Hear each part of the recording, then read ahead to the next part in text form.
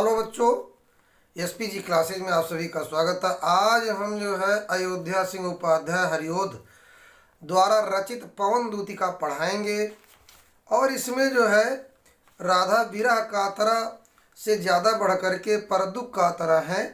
यहाँ पर राधा जो है पवन को अपनी दूती बनाती हैं और अपना संदेशा भगवान कृष्ण तक भेजती हैं। बैठी खिन्ना एक दिवस वे गेह में थी अकेली, आके आंसू द्रग युगल में थे धरा को भिगोते। खिन्ना माने दुखी, यक माने एक, दिवस माने दिन, गेह माने घर, आके आंसू द्रग युगल, द्रग माने नेत्र, युगल माने दोनों, धरा माने पृथ्वी, उदासी से परिपूर्ण दुख। यानी एक दिन राधा दुखी होकर के एक दिन राधा अपने घर में अकेली बैठी हुई थी। उनकी दोनों आंखें आंसुओं से परिपूर्ण थीं। कहने का मतलब है उदासी से परिपूर्ण एक दिन राधा घर में अकेली बैठी हुई थी। आंसू आकर उनकी दोनों आंखों को सजल बना रहे थे, यानी आंसू उनके आंख में आ गए तो जलयुक्त हो गई। और आई धीरे इस सदन में पुष्प सदगंध कोले, प्रातः वाली सुपवन इसी काल वातायनों से। सुपवन माने सुगंधित वायु, वातायनो माने खिड़कियों, सुपवन माने सुगंधित वायु, वातायनो माने खिड़कियों। इसी समय प्रातःकालीन सुगंधित पवन यानी सुगंधित हवा रोशनदानों से होकर घर के भीतर आई। संतापों को विपुल बढ़ता देख के दुखिता हो, धीरे बोली सदुख उससे श्रीमती राधिकायों। जब पवन के प्रभाव से, जब पवन के हवा के प्रभाव से राधा का दुख बढ़ गया तो उन्होंने दुखी होकर धीरे धीरे पवन से कहा, उससे श्रीमती राधिकायों धीरे धीरे पवन से कहा। क्या कहा? प्यारी प्रातः पवन इतना क्यों मुझे है सताती, क्या तू भी है कलुषित हुई काल की क्रूरता से। कि हे प्रातःकालीन, हे सुबह की पवन, तू क्यों मुझे इस प्रकार सता रही है। क्या तू भी समय की कठोरता से दूषित हो गई है? क्या तुझ पर भी समय की क्रूरता का प्रभाव पड़ गया है? यानी समय मेरे खिलाफ चल रहा है। कृष्ण जी ब्रज से मथुरा चले गए हैं और उस समय तुम जो है सुगंधित वायु लेकर के मेरे दुख को और बढ़ा रही हो। यहाँ पर राधा जी ने उस हवा से कहा। तो यहाँ पर बच्चों राधा की मनोदशा का भावपूर्ण चित्रण किया गया है। भाषा यहाँ पर खड़ी बोली है। अलंकार यहाँ पर राधा जी ने हवा को मानवीकरण किया। यहाँ पर पर्सोनिफिकेशन है, मानवीकरण अलंकार है। रस यहाँ श्रृंगार है, शब्द शक्त विधा गुण प्रसाद है, छंद यहाँ मंदा क्रांता हम लिखेंगे। मेरे प्यारे नव जलद से कंज से नेत्र वाले, जाके आए न मधुवन से और न भेजा संदेशा। यहाँ राधा आगे कह रही, देखिए जलद माने जल देने वाले अर्थात बादल, और कंज माने होता है कमल। तो यहाँ पर भगवान कृष्ण के शारीरिक बनावट की ओर इंगित करते हुए राधा जी आगे कहती हैं कि राधा पवन से कहती हैं कि नवीन मेघ यानी नए बादल जैसी शोभा वाले और कमल जैसे नेत्रों वाले मेरे प्रिय श्री कृष्ण मथुरा जाकर वापस नहीं आए हैं। जाके आए मेरे प्यारे नव जलद से कंज से नेत्र वाले, जाके आए न मधुवन से और न भेजा संदेशा। राधा पवन से कहती हैं कि नवीन बादल, नवीन मेघ जैसी शोभा वाले और कमल जैसे नेत्रों वाले मेरे प्रिय श्री कृष्ण मथुरा जाकर वापस नहीं आए हैं और न ही उन्होंने वहां से कोई संदेश भेजा है। मैं रो रो के प्रिय विरह से बावली हो रही हूँ, जाके मेरी सब दुख कथा श्याम को तू सुना दे। बावली माने पागली, पगली है ना। उनके विरह में मैं रो रो कर पागल हो रही हूँ, तू उनके पास चली जा और मेरा दुख उन्हें सुना दे। ये जो है राधा ने हवा से कहा।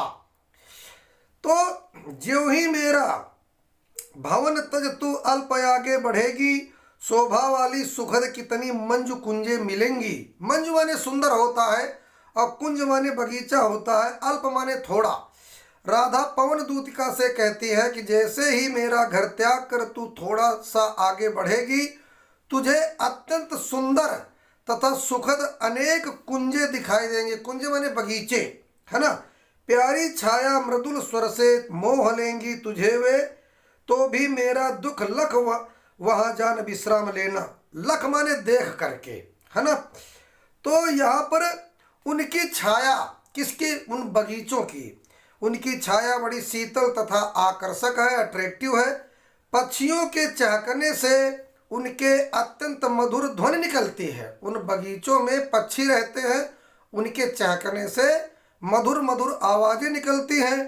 अपने इन गुणों के कारण वे तुझे मोहित कर लेंगी। वो बाग बगीचे हे हवा तुझे आकर्षित करेंगी, लेकिन फिर भी मेरे दुख का ध्यान करके तू वहां रुकना नहीं, रुकना मत। इसके बाद थोड़ा आगे सरस रव का धाम सतपुष्प वाला, अच्छे अच्छे बहुद्रुम लतावान सौंदर्यशाली। बच्चों यहाँ पर रव माने आवाज और द्रुम माने पेड़ और लता माने लताएं। इसको फिर से देखिए, थोड़ा आगे सरस रव का धाम सतपुष्प वाला, अच्छे अच्छे बहुद्रुम लतावान सौंदर्यशाली, प्यारा वृंदा विपिन। वृंदा विपिन, विपिन माने वंत, वृंदावन हो जाएगा। मन को मुग्धकारी मिलेगा, आना जाना इस विपिन से मुहिमाना न होना। राधा ने पवन से कहा कि थोड़ा ही आगे जाने पर तुझे अत्यंत मनोरम वृंदावन मिलेगी, है ना। उसमें पक्षियों का मधुर संगीत गूंजा करता है, मधुर फूलों से वो लदा रहता है, मधुर फूलों से वो लदा रहता है। उसमें बहुत सुंदर सुंदर वृक्ष तथा लताएं हैं। तू उस वन में इधर उधर भ्रमण करना, घूमना, किंतु मोहित होकर वहां रुक मत जाना, नहीं तो मेरा संदेशा रह जाएगा। जाते जाते अगर पथ में क्लांत कोई दिखावे, तो जाके सन्निकट उसकी क्लांतियों को मिटाना, और धीरे धीरे परस करके गात उत्ताप खोना, सदगंधों से श्रमित जन को हर्षितों सा बनाना।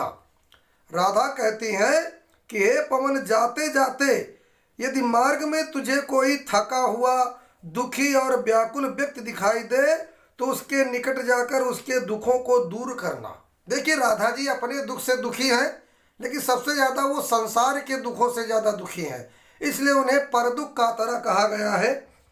और धीरे धीरे परस करके गात उत्ताप खोना, सदगंधों से श्रमित जन को हर्षितों सा बनाना। गात माने शरीर, उत्ताप माने तापमान, और श्रमित माने थके हुए, जन माने लोग। धीरे धीरे उनके, धीरे धीरे है हवा, धीरे धीरे उसके शरीर का स्पर्श करके उसकी गर्मी को दूर करना, और अपनी सुगंधी, अपनी खुशबू, है ना, से उस थके हुए व्यक्ति को प्रसन्न कर देना।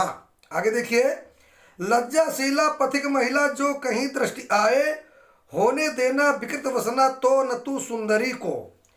यहाँ पर राधा पवन को समझाती हुई कहती हैं कि हे पवन, यदि मार्ग में तुझे कोई लज्जाशील स्त्री दिखाई दे, तो तू उसके वस्त्रों को मत उड़ाना, है ना। देखिए बच्चों, विकृत वसना माने होता है एक ऐसी औरत जिसके कपड़े अस्त व्यस्त हो, उसको विकृत वसना कहते हैं, है ना।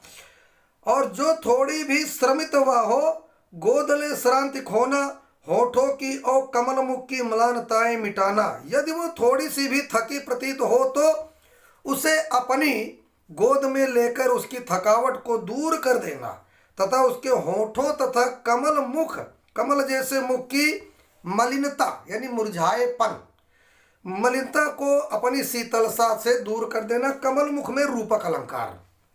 कोई क्लांता कृषक ललना, खेत में जो दिखावे, धीरे धीरे परस उसकी क्लांतियों को मिटाना। कृषक ललना माने होता किसान की बेटी, है ना।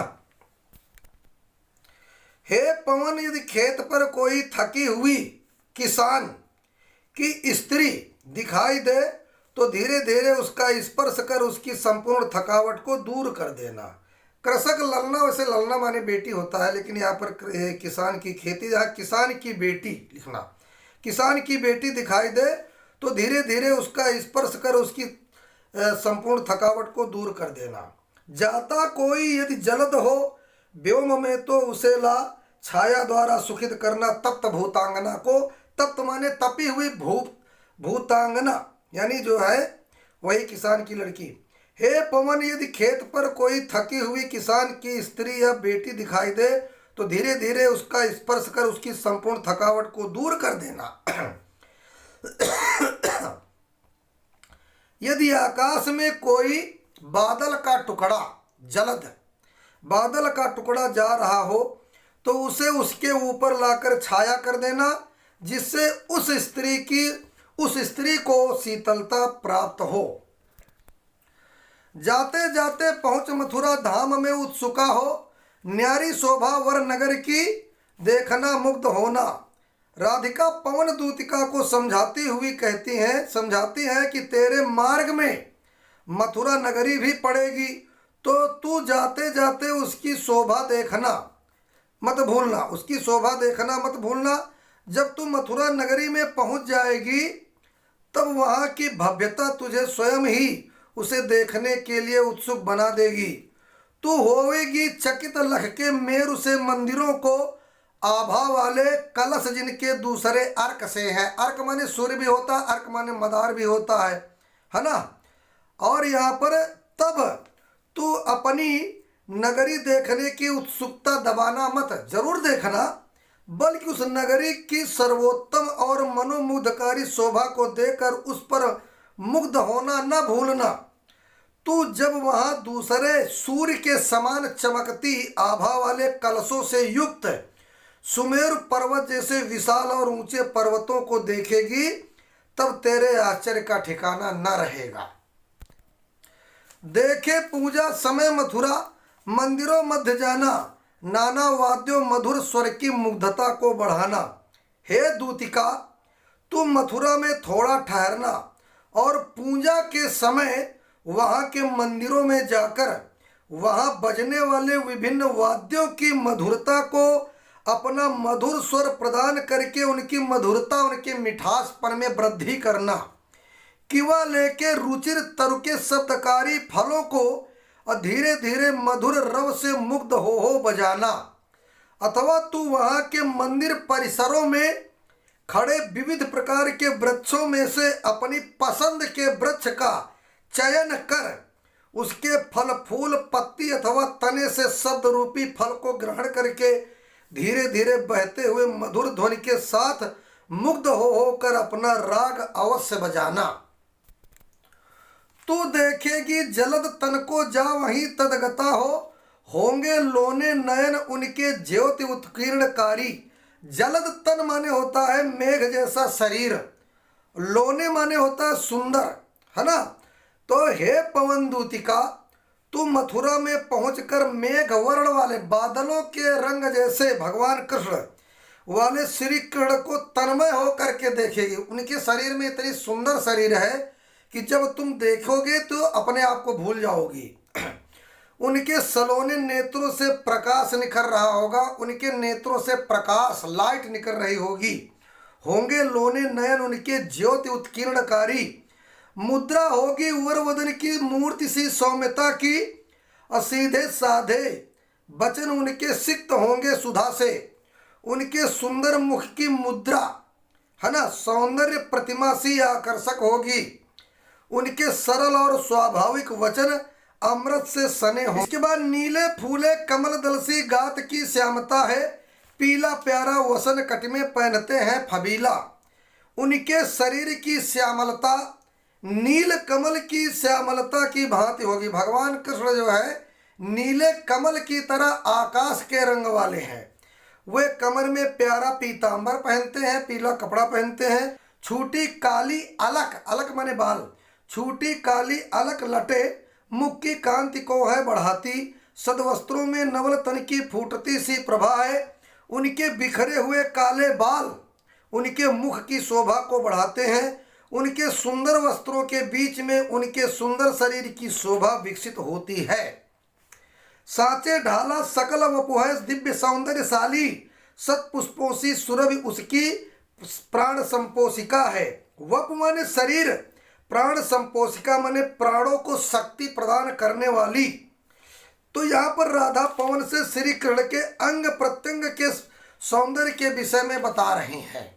क्या बता रही? राधा ने पवन दूतिका से कहा कि उनका सारा शरीर, भगवान कृष्ण का उनका सारा शरीर ऐसा सुगठित होगा मानो सांचे में ढाला गया हो। उनके शारीरिक सौंदर्य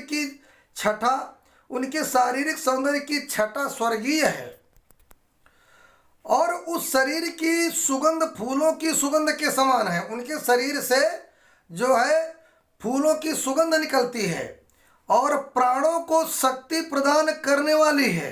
इसके बाद दोनों कंधे वृषभ वर्षे हैं, बड़े ही सजीले, और लंबी बाहें कलब करसी शक्ति की पेटिका है। उनके दोनों कंधे श्रेष्ठ बैल के कंधों के समान बहुत ही आकर्षक हैं। उनकी बाहें हाथी की सूंड के समान लंबी तथा शक्ति की पिटारी के समान है। राजाओं सा सिर पर लसा दिव्य आपीड़ होगा, शोभा होगी उभय श्रुत में स्वर्ण के कुंडलों की। उनके सिर पर राजाओं जैसा मुकुट सुशोभित होगा और उनके दोनों कानों में सोने के कुंडल शोभा पा रहे होंगे। और इसके बाद नाना रत्ना कलित भुज में मंजू केयूर होंगे और मोती माला लसित उनका कंगुसा कंठ होगा। उनकी भुजाओं में अनेक रत्नों से युक्त बाजूबंद होंगे और उनका कंठ शंख के समान होगा तथा मोतियों की माला से सुशोभित होगा। इसके बाद तेरे में है न यह गुण जो तू व्यथाएं सुनाए, व्यापारों को प्रखर मतियों और युक्तियों से चलाना। तो यहाँ पर है पवन, तुझ में ये क्षमता तो है नहीं कि तू बोल कर मेरी व्यथा कृष्ण पर प्रकट कर सके, क्योंकि तेरे पास शरीर नहीं है। इसलिए तू अपनी तीक्ष्ण बुद्धि से काम लेकर ऐसा उपाय करना जिससे मेरा काम सध जाए, मेरा काम बन जाए। बैठे जो हो निज सदन में मेघ सी कांति वाले, तो चित्रों को इस भवन के ध्यान से देख जाना। जैसे उदाहरणार्थ अगर मेघ सदृश कांति वाले कृष्ण जिस घर में बैठे हो उस घर में लगे चित्रों को तू ध्यान से ना। देखिए आगे, जो चित्रों में विरह विधुरा का मिले चित्र कोई, तो जाके निकट उसको भाव से यो हिलाना, है ना। और यदि उनमें किसी विरह दुखिता नारी विरहणी का कोई चित्र हो तो उसके निकट जाकर उसे इस प्रकार हिलाना कि प्यारे होके चकित जिससे चित्र की ओर देखे, आशा है यो सुरति उनको हो सकेगी हमारी। प्राण प्रिय कृष्ण आश्चर्यचकित होकर उस चित्र की ओर देखने लगे। उस और ध्यान जाने पर जब वो एक विरहणी का चित्र देखेंगे तो आशा है कि उन्हें अपने वियोग से पीड़ित मेरी याद आ जाएगी। तो यहाँ पर राधा ने बड़े कौशल पूर्ण वाणी रहित पवन को संदेश पहुंचाने का उपाय बताया है। भाषा खड़ी बोली बच्चों, छंद तो वही मंदाक्रांता है। आगे देखिए, जो कोई भी इस सदन में चित्र उद्यान का हो और हो प्राणी विपुल उसमें घूमते बावले से, तो जाके सन्निकट उसके और हिला के उसे भी देवात्मा को सुरत ब्रज के व्याकुलों की कराना। अगर भगवान कृष्ण के घर में कोई बगीचे का चित्र हो और उस बगीचे में तमाम प्रकार के प्राणी पागल की तरह घूम रहे हो, तो जाके सन्निकट उसके और हिला के उसे भी, तो उस चित्र को आप हे हवा जा करके तुम हिलाना। हो सकता है कि देवात्मा अर्थात भगवान कृष्ण को ब्रज के लोगों की याद आ जाए, उन्हें बचपन की याद आ जाए। कोई प्यारा कुसुम कुमला गेह में जो पड़ा हो, तो प्यारे के चरण पर ला डाल देना उसी को। यदि घर में कोई सुंदर फूल कुम्हलाया हुआ पड़ा हो, तो उसे उठाकर प्रेम के साथ प्रियतम के चरणों पर डाल देना। यो देना ए पवन बतला फूल सी एक बाला, मलाना हो कमल पक्को चूमना चाहती है। इस प्रकार हे पवन, तो उन्हें बतला देना कि फूल जैसी एक सुकोमल बाला राधा दुखित होकर आपके चरणों को चूमना चाहती है। जो प्यारे मंज उपवन या वाटिका में खड़े हो, छिद्रों में जा क्वड़ित करना बेड़ुसा कीचकों को। यदि प्रियतम सुंदर उपवन या बगीचे में हो, तो बांसों के छेदों में जाकर बांसुरी के समान बजाना। इस प्रकार है ना, यो होवेगी सुरति उनको सर्व गोपांगना की, जो है वंशी श्रवण रुच से दीर्घ उत्कंठ होती। इस प्रकार से उन्हें गोपियों का स्मरण होगा, जो प्रिय की बांसुरी सुनने की इच्छा से बहुत व्याकुल हो जाया करती थीं। ला के फूले कमल दल को श्याम के सामने ही, थोड़ा थोड़ा विपुल जल में व्यग्र हो डुबाना। प्रिय के सामने एक खिले हुए कमल पत्र को लाकर व्याकुलता के साथ थोड़ा थोड़ा जल में डुबाना, है ना। अयो देना अय भगिनी जितला एक अम्भोज नेत्रा, आंखों को हो बिरा विधुरा वार में बोरती है। हे बहन इस प्रकार उन्हें बतला देना कि कमल जैसे नेत्रों वाली राधा आपके वियोग में दुखी होकर अपनी आंखों को आंसुओं में डुबोए रहती है। धीरे लाना वहन करके नीप का पुष्प कोई, और प्यारे के चपल दृक के सामने डाल देना। नीप माने होता है कदम्ब, है ना। हे पवन तू धीरे से कदम्ब का कोई पुष्प उठाकर लाना और उसे मेरे प्राण प्यारे के चंचल नेत्रों के सामने डाल देना। ऐसे देना प्रकट दिखला नित्य आशंकिता हो, कैसी होती विरहवश में नित्य रोमांचिता हूँ। इस प्रकार तू उन्हें यह बात भली भांति समझा सकेगी कि मैं किस प्रकार से उनके विरह के वशीभूत होकर हर समय डरी हुई सी रहती हूँ और नित्य प्रति पुनर्मिलन की कल्पना से पुनः पुनः कदम पुष्प के समान रोमांचित होती रहती हूँ। कदम के फूल में रेशे जैसे होते हैं, इसलिए राधा ये कहना चाहती हैं कि मेरे शरीर के रोए भी भगवान कृष्ण के प्रेम में हर समय रोमांचित रहते हैं, खड़े रहते हैं। तो कदम के फूल से उन्होंने ये संकेत दिया। बैठे नीचे जिस विटप के श्याम होवे उसी का, बैठे नीचे जिस विटप के श्याम होवे उसी का, कोई पत्ता निकट उनके नेत्र के ले हिलाना। मेरे प्राण प्रिय श्याम जिस वृक्ष के नीचे बैठे हो तो उसी वृक्ष का कोई पत्ता उनके नेत्रों के पास लाकर के हिलाना। यो प्यारे को विदित करना चातुरी से दिखाना, मेरे चिंता विजित चित्त का क्लांत हो कांप जाना। इस प्रकार तू अपनी क्रिया चातुरी से, बड़ी चतुराई से मेरे प्रियतम को ये ज्ञात करा सकती है कि किस प्रकार से चिंता ने मेरे हृदय को जीत कर उसे थका दिया है। चिंता ने मेरे हृदय का संबल मुझसे छीन लिया, यानी सहारा छीन लिया है, जो कि आप थे, जिसके अभाव में मेरा हृदय पत्ते की भांति कांपता रहता है। ये आप इशारा करना। सूखी जाती मलिन लतिका जो धरा में पड़ी हो तो पांवों के निकट उसको श्याम के ला गिराना। राधा कहती है कि हे पवन, यदि तुझे धरती पर कोई सूखी हुई लता मिल जाए तो तू उसे श्री कृष्ण के पांव के पास लाकर गिरा देना। यो सीधे से प्रकट करना प्रीति से वंचिता हो, मेरा होना अति मलिन और सूखते नित्य जाना। और स्पष्ट रूप से उन्हें बता देना कि प्रेम से रहित होकर मैं किस प्रकार नित्य ही सूखती तथा मलिन होती जा रही हूँ, है ना। इस लता की तरह मैं भी सूख रही हूँ और मलिन होती जा रही हूँ। कोई पत्ता नवल तरुका पीत जो हो रहा हो तो प्यारे के दृग युगल के सामने ला उसे ही।